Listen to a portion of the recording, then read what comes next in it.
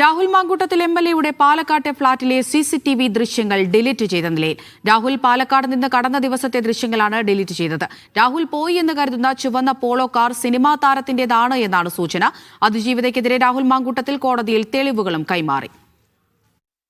പാലക്കാട്ടെ രാഹുൽ താമസിച്ചിരുന്ന ഫ്ളാറ്റിൽ വെച്ച് മെയ് അവസാന വാരം പീഡിപ്പിച്ചെന്ന യുവതിയുടെ മൊഴി പ്രകാരം കഴിഞ്ഞ ദിവസം 4 മണിക്കൂർ നീണ്ട പരിശോധനയായിരുന്നു അന്വേഷണ സംഘം നടത്തിയിരുന്നത്.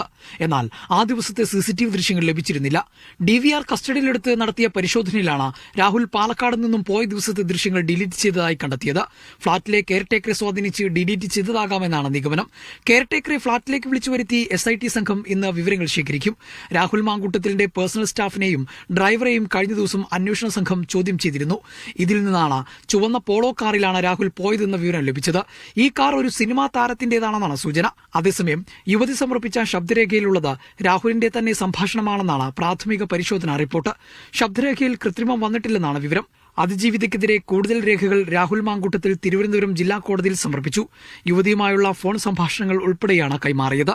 വ്യാഴാഴ്ച വൈകുന്നേരം ഈ ഫ്ളാറ്റിൽ നിന്ന് ചുവന്ന പോളോ കാറിൽ രാഹുൽ പോയ വഴികളിലൂടെ അന്വേഷണം നടത്തുകയാണ് SIT സംഘം.